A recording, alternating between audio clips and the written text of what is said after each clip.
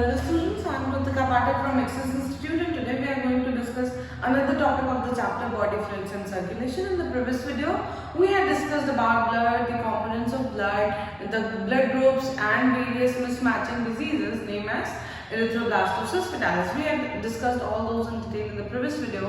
In this video, we are going to study about the lymphatic system and then after we will discuss about the blood vascular system, such like the blood vascular system in which the blood flows in lymphatic system, lymph is flowing. What is lymph?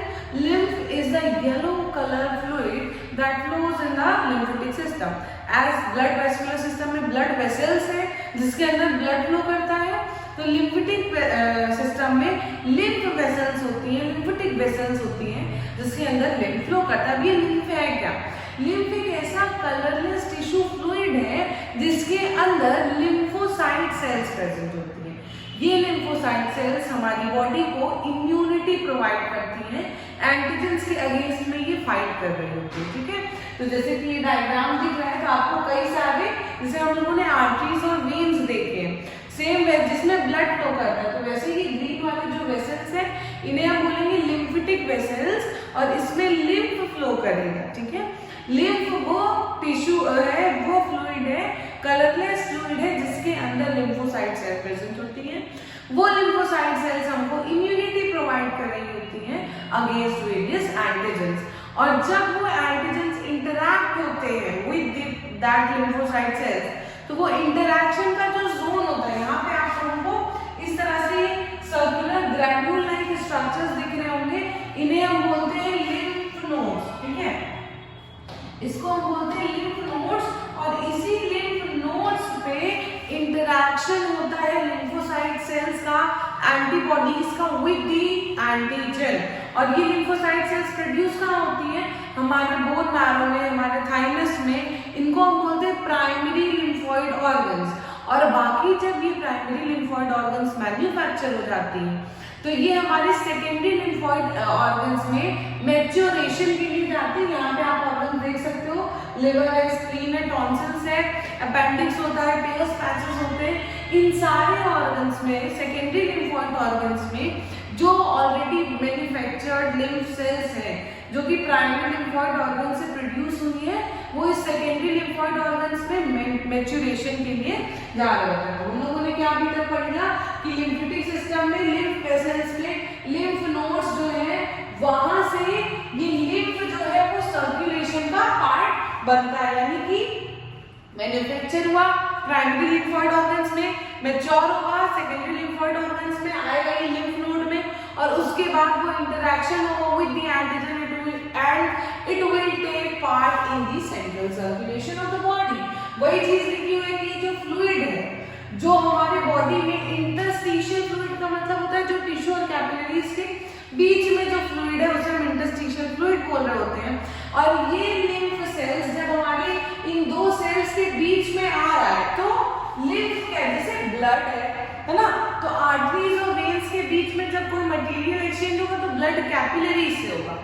तो जब lymph exchange होगा तो lymph भी lymph capillaries से exchange हो रहा होता है और ये लिम्फेटिक फ्लूइड्स फ्लो करेंगे लिम्फेटिक वेसल से, इंटरैक्ट होंगे लिम्फ नोड्स पे और यहाँ पे वो सब्सटेंस है लिम्फोसाइट्स जो कि इस फ्लूइड में ऐड होता है. और ये लिम्फोसाइट्स क्या कर रहे होते हैं? ये लिम्फोसाइट्स हमें इम्यूनिटी देंगे against various antigens that are coming inside the body as a foreign pathogen. उसके अलावा इम्यूनिटी देने के अलावा लिम्फ का एक और फंक्शन है फैट का एब्जॉर्प्शन करने में. हमने ये डाइजेशन में पढ़ा है कि इंटेस्टाइन में जो ये विलाय होती है, विलाय के अंदर ये लैक्टियल सेल्स प्रेजेंट होते हैं that stores fat in the form of lymph. तो ये जो लैक्टियल्स होते हैं ये लिम्फ को एब्जॉर्ब कर रहे होते हैं और इस तरह से हमारी बॉडी में लिम्फ इंटेस्टाइनल विलाई और लिम्फ नोड्स में स्टोर होता है. ठीक है, उसके बाद हम लोग ब्लड का डिस्कशन करते हैं. तो ब्लड जब है आर्टरीज, वेन्स और कैपिलरीज तीन तरह में, तीन वेसल्स में फ्लो हो रहा होता है, तीन तरह की वेसल्स में फ्लो हो रहा होता है. तो ये आर्टरीज, वेन्स और कैपिलरीज का हमको एनाटॉमिकल स्ट्रक्चर भी पढ़ना होगा. तो आर्टरीज जो है और वेन्स के कंपैरिजन में इनके ल्यूमेन साइज में डिफरेंस होता है और ये ल्यूमेन साइज का डिफरेंस हमें याद रखना है. क्या है देखिए, कंपैरिजन में छोटा है, यानी कि the lumen of the artery is narrower as compare to the lumen of the vein. इसमें 3 लेयर्स होती है। जो अंदर वाली लेयर उसे हम बोलते हैं ट्यूनिका इंटरना, मिडिल वाली लेयर को हम बोलते हैं ट्यूनिका मीडिया और आउटर लेयर को हम बोलते हैं ट्यूनिका एक्सटर्ना। तो ये जो तीनों चीजें हैं, जिसमें इनर लेयर है फ्लूइड कनेक्टिव टिश्यू की, जो सिर्फ और सिर्फ सिंपल स्क्वेमस एंडोथेलियम सेल से बनी हुई है। जो मिडिल लेयर है वो स्मूथ मसल फाइबर्स, यानी कि स्मूथ मसल फाइबर्स कैसे होते हैं, इस तरह से टेपरिंग एंड्स के होते हैं। तो ये ऐसे मसल फाइबर से बनी हुई है हमारी मिडिल लेयर। और जो आउटर लेयर है that is made up of a thin layer of collagen, जो कि कनेक्टिव टिश्यू का काम कर रही है। Connective tissue, blood is also a connective tissue, that is a fluid kind of connective tissue, ठीक है। और यहाँ पे हमने आर्टरी और वेन में डिफरेंस देख लिया। अच्छा, ये भी स्क्वैमस एपिथेलियम है, इसका भी इंटरना है, इसका भी इंटरना है, मगर दोनों में अंतर ये है कि इन दोनों के इंटरना से पहले इनर में जो ल्यूमेन है वो ल्यूमेन वेन का ज्यादा बड़ा है, कैपिलरीज का छोटा है। और जब हम कैपिलरी वेन्स कह रहे थे, आर्टरीज और वेन्स की कंपैरिजन में ल्यूमेन जो है वो आर्टरी का छोटा और वेन का ज्यादा बड़ा है। फिर हम लोग एंडोथेलियम की बात करते हैं। तो जो आउटर लेयर है जिसमें सिर्फ वन सेल अराउंड लाइनिंग होती है, that is endothelium present in capillaries. और इसका ल्यूमेन भी एज कंपेयर टू आर्टरी ज्यादा होता है, because capillaries has to exchange their materials freely. उसके बाद हम बात करते हैं, जब हमने आर्टरीज, वेन्स और कैपिलरीज देख लिए कि जितने भी ब्लड के कंपोनेंट्स हैं वो एक्सचेंज होंगे इन्हीं आर्टरीज, वेन्स और कैपिलरीज के थ्रू। तो ये एक्सचेंज होने का पूरा सिस्टम क्या है, पहले हम फिशेस की बात कर लेते हैं। तो लिखा हुआ है सिंगल सर्कुलेशन होता है ना फिशेस में, यानी कि ब्लड जो है वो हार्ट में सिर्फ एक बार आएगा।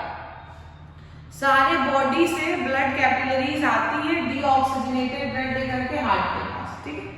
हार्ट ने ब्लड को पंप किया, पंप करने के बाद वो गया गिल्स के पास, क्योंकि ये डीऑक्सीजनेटेड ब्लड है, इसमें CO2 है और इसको फिल्टर होकर ऑक्सीजनेटेड ब्लड बनाने वाला गिल्स है। जब उसने फिल्टर करके यहाँ पे ऑक्सीजनेटेड ब्लड बना दिया तो वो डायरेक्टली बाकी की बॉडी पार्ट्स में चला जाता है। तो यानी कि ब्लड जब एक ही बार हार्ट में आया तो इसे हम बोलेंगे सिंगल सर्कुलेशन। यही चीज लिखी हुई है कि फिशेस का हार्ट जो है वो 2 चैप्टर होता है, एक ऑरिकल एक वेंट्रिकल। जब ये ब्लड्स आते हैं तो पहले वो ऑरिकल में है, ऑरिकल से वेंट्रिकल में गया, वेंट्रिकल ने पंप किया और वो फिर गिल्स में चला गया। गिल्स में जाने के बाद जो डीऑक्सीजनेटेड ब्लड था वो ऑक्सीजनेटेड हो गया बाय द गिल्स और उसके बाद पूरी बॉडी में इन्होंने ऑक्सीजन सप्लाई कर दिया। और डीऑक्सीजनेटेड ब्लड यानी कि उसमें जो CO2 था वो इस फिश ने एक्सहेल कर दिया। This type of single circulation is found in fishes. Let's talk about mixed circulation और incomplete double circulation. It is shown in amphibians and reptiles where they have 2 auricles and 1 ventricle। यानी कि amphibians और reptiles के पास 2 auricles होते हैं और 1 ventricle होता है। इनकी बॉडी में क्या होता है, सारा डीऑक्सीजनेटेड ब्लड बॉडी से ऑरिकल्स में आता है, ठीक है। पहले ये राइट ऑरिकल में आएगा, फिर उसके बाद वो गया वेंट्रिकल। हार्ट ने ब्लड को पंप किया, वो गया लंग्स में, फिल्टर हुआ, फिल्टर होने के बाद वापस से आता है लेफ्ट ऑरिकल में, फिर से वो वेंट्रिकल में आया और पंप हुआ तो बाकी की बॉडी ऑर्गन्स में गया। यानी कि ऑरिकल्स तो सेपरेट हैं मगर वेंट्रिकल का चैम्बर एक ही है, जिसकी वजह से ब्लड की मिक्सिंग हो जा रही है। तो क्या ये सर्कुलेशन उतना एफिशिएंट होगा?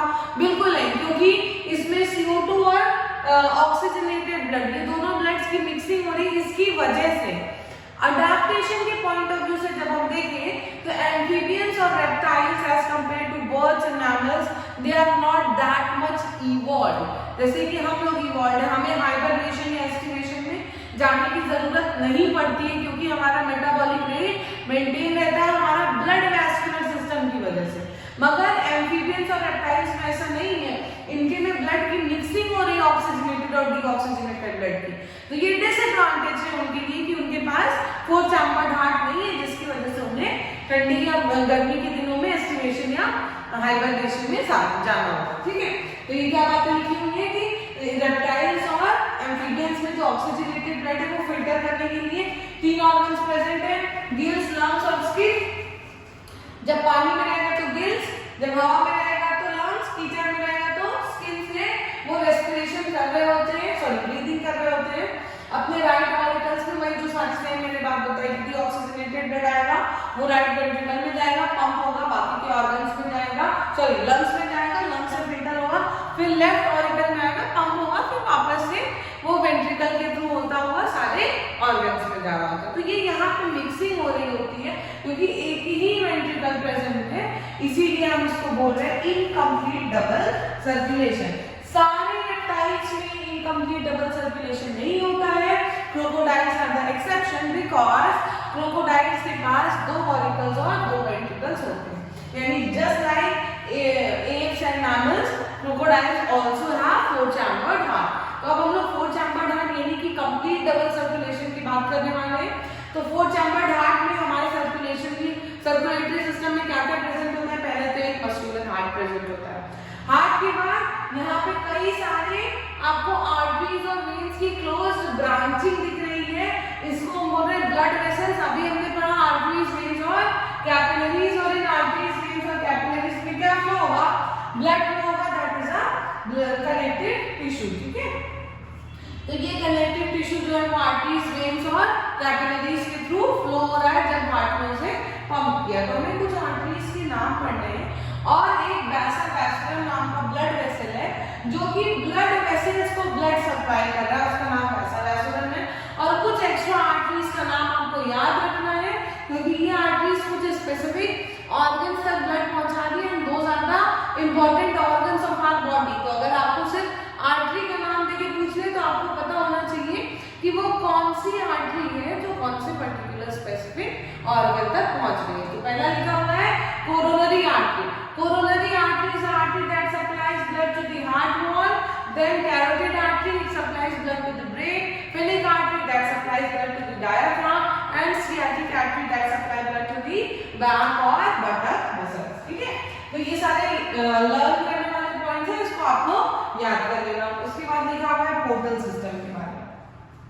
नीट में ये पोर्टल सिस्टम का क्वेश्चन आ चुका है, that is not in your book but still you have to study कि ये पोर्टल सिस्टम होता क्या है। देखो, किसी भी ऑर्गन से जो भी सब्सटेंस रिड्यूस हो रहा है उसके थ्रू जो किसी दूसरे ऑर्गन तक वो सिस्टम का सब्सटेंस जा रहा है तो वो ट्रांसपोर्टेशन उस ऑर्गन की कैपिलरी से किसी दूसरे ऑर्गन की कैपिलरीज तक हम उसको बोलते हैं पोर्टल सिस्टम। क्या लिखा हुआ है कि एक वेन जो शुरू होगा कैपिलरीज में और खत्म नहीं होगा कैपिलरीज में, उस वेन को हम बोलते हैं पोर्टल वेन। यानी स्टार्टिंग कहां से हुई?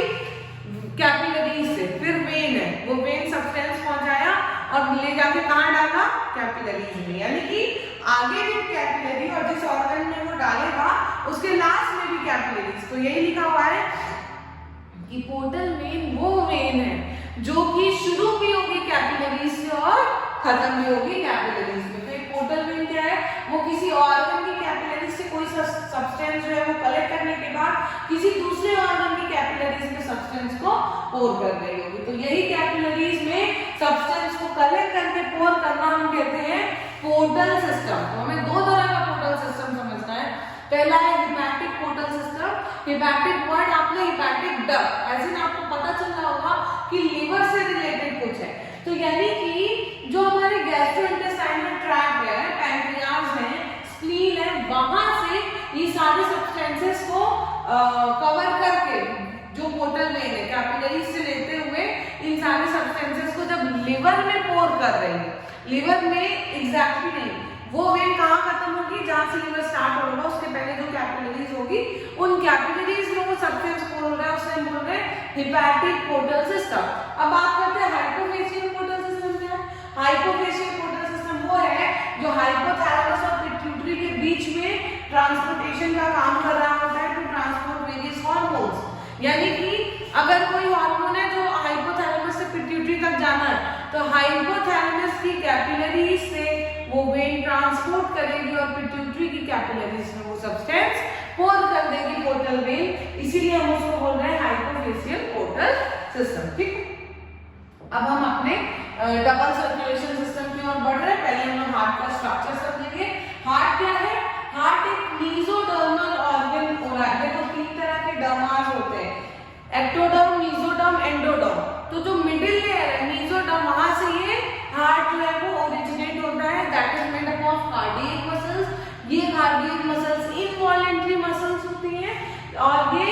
हमारे थोरैसिक कैविटी में थोड़ा सा left tilted around the fist इसका साइज होता है हार्ट का, लंग्स के बीच में प्रेजेंट होती है, थोड़ा सा लेफ्ट में, तो वही है slightly tilted towards the left side. और इस हार्ट को प्रोटेक्ट करने के लिए, है ना, जैसे कि लंग्स को प्रोटेक्ट करने के लिए हमने पढ़ा प्लूरल फ्लूइड होती है, हार्ट को प्रोटेक्ट करने के लिए भी ये पेरिकार्डियल फ्लूइड इस हार्ट के चारों तरफ प्रेजेंट होती है, ठीक है। यानी कि एक मेम्ब्रेन है जिसका, जैसे कि हमने क्या पढ़ा था, प्लूरल मेम्ब्रेन के अंदर, लंग्स में हमने पढ़ा कि प्लूरल मेम्ब्रेन के अंदर प्लूरल फ्लूइड प्रेजेंट है, वैसे ही इसमें पेरिकार्डियम मेम्ब्रेन के अंदर पेरिकार्डियल फ्लूइड प्रेजेंट होता है।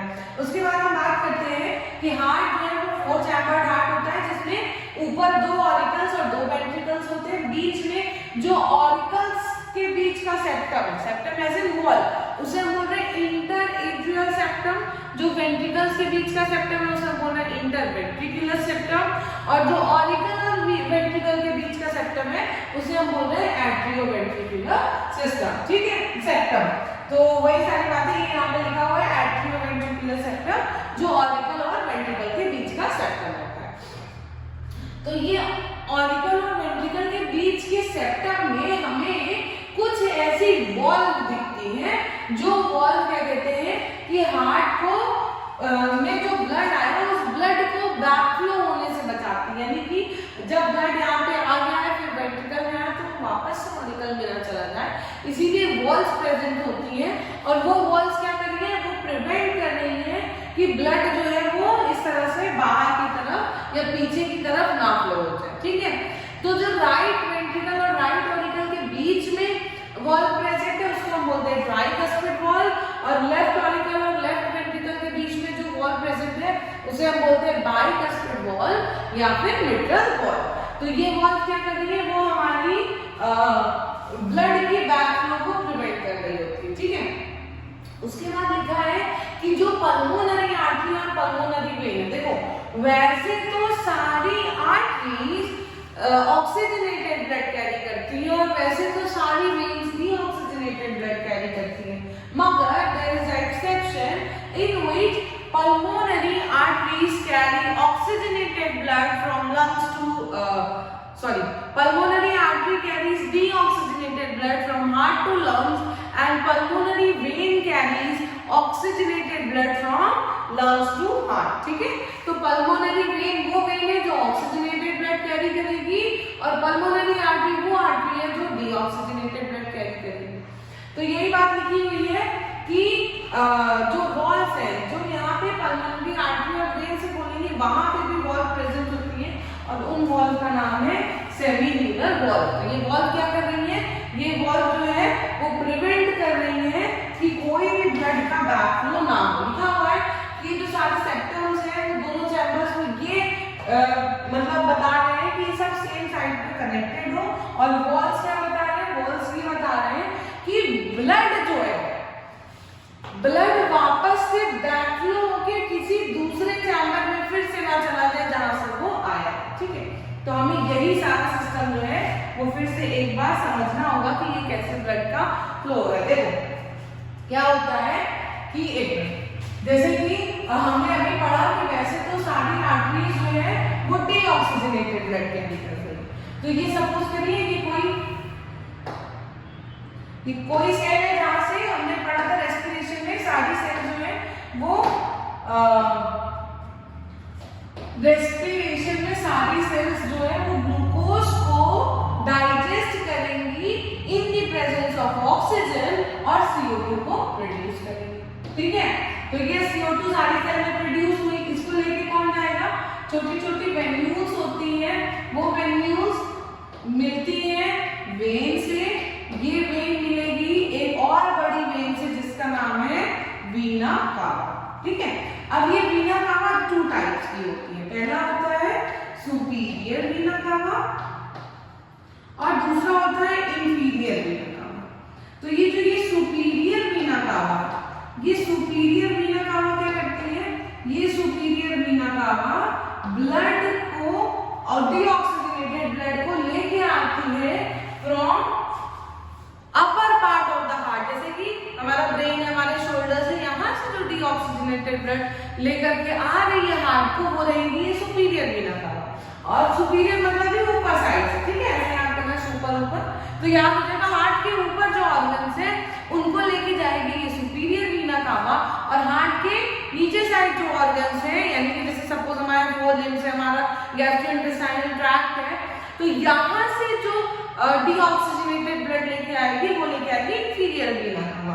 तो अगर इन दोनों वीना कावा में से बात करें सबसे लंबी वेन कौन सी है, तो ये जो है इंफीरियर वीना कावा, ये हो जाएगी लॉन्गेस्ट वेन। वैसे ही हम बात करते हैं आर्टरीज कौन पहुंचाएगा, देखो हार्ट से सबसे जो बड़ी आर्टरी निकलती है उसका नाम है एओर्टा, ठीक है। ये एओर्टा ब्रेक होती है छोटी छोटी आर्टरीज में, ये आर्टरीज ब्रेक होती है आर्टेरियोल में, और ये आर्टेरियोल अल्टीमेटली कैपिलरीज के थ्रू जो है वो ब्लड को पहुंचा रही होती है वेरियस सेल्स में, ठीक है।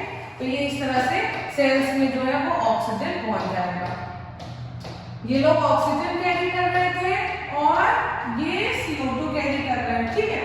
जब इतना हमने पढ़ लिया तो हमें हार्ट का भी डायग्राम आना चाहिए।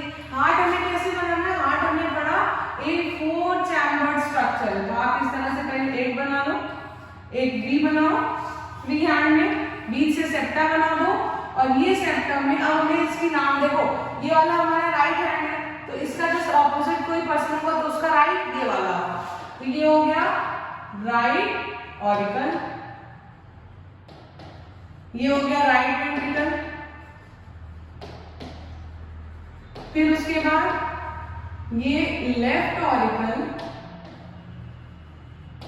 और ये रहा लेफ्ट वेंट्रिकल। अभी हमने पढ़ा कि इसमें जो है वो छोटे छोटे सेप्टम्स प्रेजेंट रहेंगे जो कि बैकफ्लो ऑफ ब्लड को प्रिवेंट कर रहे हैं। तो राइट ऑरिकल के बीच में ट्राइकस्पिड वॉल्व है और यहाँ पे बाइकस्पिड वॉल्व है, तो इसका नाम लिख लेते हैं, ये रहा ट्राइकस्पिड वॉल्व और ये है बाइकस्पिड वॉल्व, या इसी का दूसरा नाम है मिट्रल वॉल्व, ठीक है। इसी को हम मिट्रल वॉल्व भी कह रहे हैं। तो ये वॉल्व होने के बाद अब हमने ये पढ़ा कि जो पल्मोनरी आर्टरी है जो कि डीऑक्सीजनेटेड ब्लड कैरी करेगी, वो पल्मोनरी आर्टरी इस तरह से जा रही होगी, है ना। और यहाँ पे क्या प्रेजेंट था, यहाँ पे भी सेमील्यूनर वॉल्स प्रेजेंट थे, तो वो सेमील्यूनर वॉल जो है वो इस तरह से यहाँ पे प्रेजेंट होंगे। उसी तरह से पल्मोनरी वेन्स भी जा रही होगी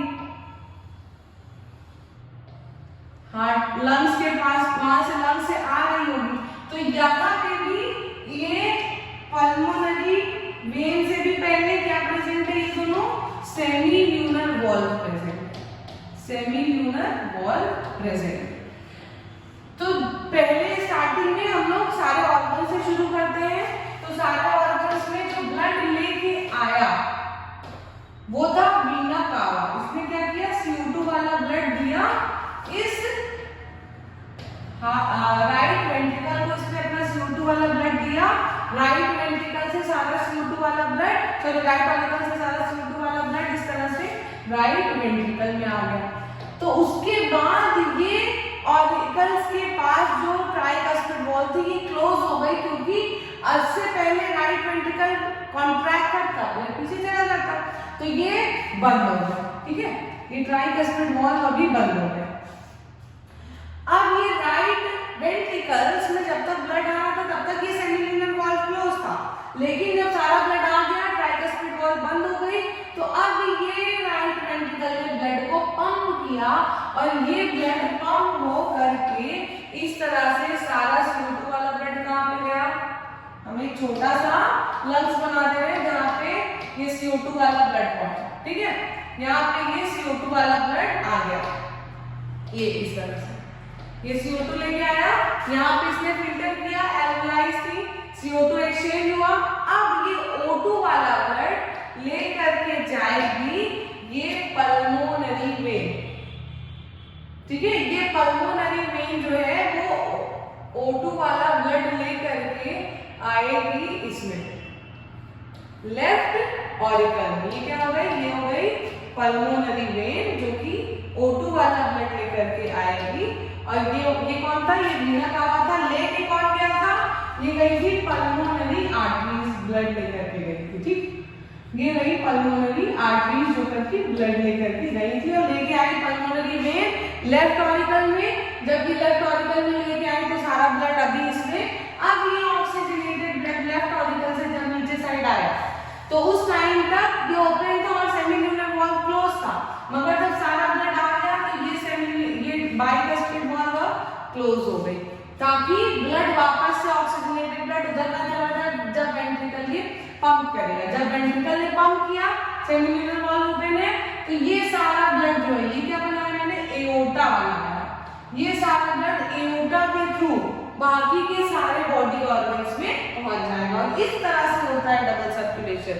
ये बात समझने वाली है कि एक बार डीऑक्सीजनेटेड ब्लड में आया, हार्ट ब्लड जो है वो हार्ट में आता है, उसके बाद वो हार्ट को छोड़ के लंग्स में जाता है, फिल्टर होता है, फिर वो फिल्टर होने के बाद वापस से हार्ट में आया, तब वो पंप हुआ बाकी के बॉडी ऑर्गन्स में। तो बॉडी ऑर्गन से आया हुआ ब्लड वापस से ऑक्सीजनेटेड ब्लड वहां पहुंचने में हार्ट में 2 बार ब्लड इंटर किया, इसीलिए हमारे सर्कुलेटरी सिस्टम को हम बोलते हैं double circulatory system. I hope आप लोगों को ये बातें समझ आई होंगी। इसके आगे हम लोग अगली क्लास में पढ़ते हैं। Thank you.